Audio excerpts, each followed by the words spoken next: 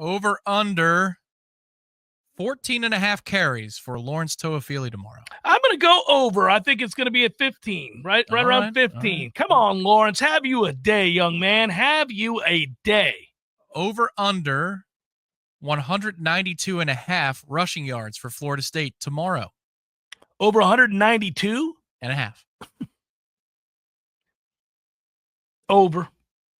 Okay. Over. Yeah, I think they're going to be in the 200s. Yeah, quite simple. They're going to run the ball tomorrow. More pass attempts. Brock Glenn, Luke Kromenhoek. Brock Glenn. Okay. All right. Yes or no? It's fourth down. Yeah, we're going fast here. It's going to be like a post-game show tomorrow. Tempo, baby. Tempo. Let's go. Trevor Jackson. Does he play? Yes. Oh, cool. All right. Yes. All right. I like it. So that's an easy win. That's a first down on first down. That's a first down on second down. That's a first down on third down. That's a first down on fourth down, baby. Let's go. All right. Team total. Bonus down. Team total for Florida State. I mean, really try on this one. Not just I'm going to throw a prediction out there. Like, really, 35.5 team total. Over or under for Florida State? Over. Okay. You like that 33 number that Vegas is floating around? Mm-hmm. You think they're doing it for a reason? Yeah, I do. Over. I like it. I think they're going to win the game fairly comfortably. I think there'll be some uncomfortable moments where we're like, really? We're going to do this here, guys? Because you got to want to tackle. You got to want to be assignment sound against the option. North Alabama, how this all kind of started. Oh, buddy. How cool did it feel, both literally with temperature and figuratively? We stood on the 7th floor deck of Hotel Indigo watching the senior day announcements because you can peer and see on the Jumbotron. Yeah. The old Jumbotron that you got painted. You can see the ceremony, and we're thinking, man, how cool is this? We are back in this conversation. Listen to that crowd go nuts. I remember that Mastro was honored, and I was thinking, whoa, is he leaving? That's not cool. Right. And it was just in case he wasn't coming back. And then it all fell to pieces about 30 minutes later, along with Jordan's leg. Oh, and he felt compelled to run because we couldn't get anything going. Correct. It was embarrassing what we were the situation we were in. Listen, now, this is the thing. It's not revisionist. It is a conversation we had in the midst of the success last year. I broached this yesterday. I know that there will be pushback for it. But if you're a regular listener to the Jeff Cameron Show, you know I was not in love with the defensive staff last year, even in the midst of success. And from the first game of the year on, I complained about our inability to win first down or run the ball when we wanted to run the ball. And, you know, by the end of the year, the ugliness of this offense and some of the weaknesses of this offense were being exposed. They were exposed before Jordan Travis got hurt. I mean, we couldn't do anything against Clemson, against the real defense. Couldn't do anything. The Pitt game was a slog. Oh.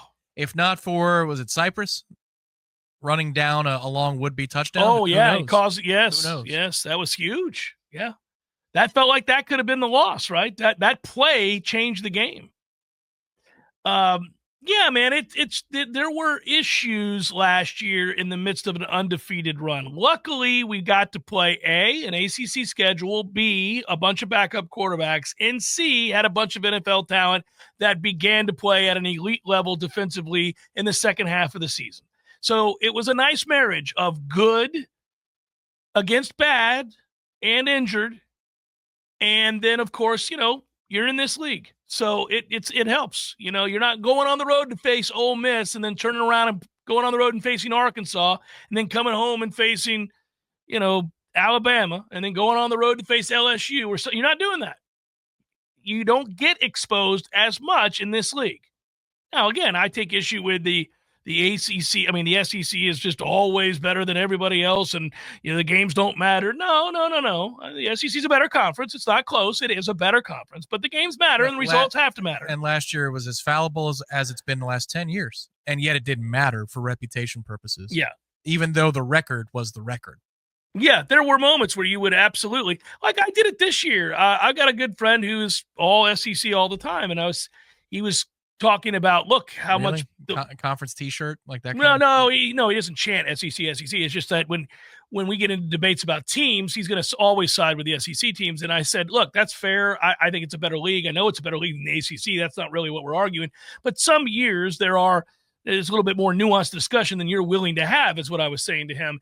And he's like, well, look at even this year, Jeff. I mean, Vanderbilt's good. I'm like, yeah, we lost to Georgia Southern. Georgia State, sorry. Even worse. Yeah. So, yeah, I mean, hold on. I said, look, I don't think Florida's great, and I know Miami beat the brakes off of them in Gainesville. Now, again, for all of these, we can do a retort, and you can say, well, Georgia's not even close to the best team that they've had, and they made Clemson look like fools.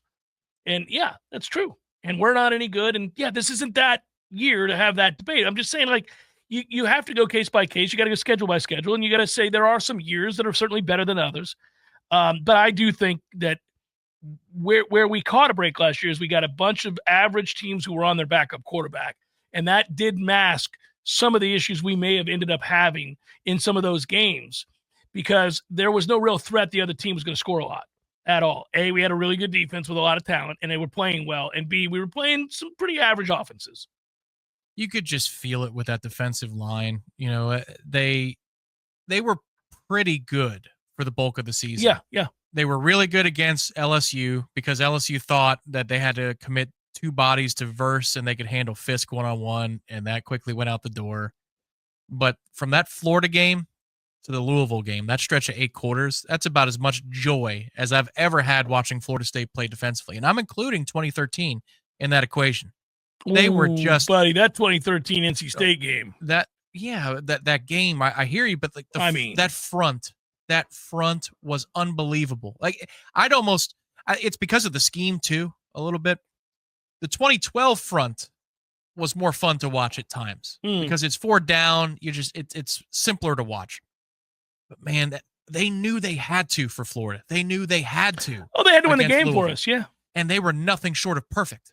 They were perfect. I think the Louisville performance is unbelievable, given that is a well-coached offense that had a bunch of success, and Brahm's a good coach, and we really emasculated that group. They honored the best of 2013, the spirit that team had. I agree with that. With the way they played those 2 games. Yeah. It was just different, and it was. I really wish they could have lost, and I understand that. I think they would have. Yeah, I know you do. Like they could have lost 20-14, in the first round of the playoffs. But you know what that defensive front would have done? It would have made us so proud to watch them play those top 4 teams, the top 3 teams. Yeah, and they would have given you a chance to win each time they took the field. Look at what they're doing now on Sundays. Oh, yeah.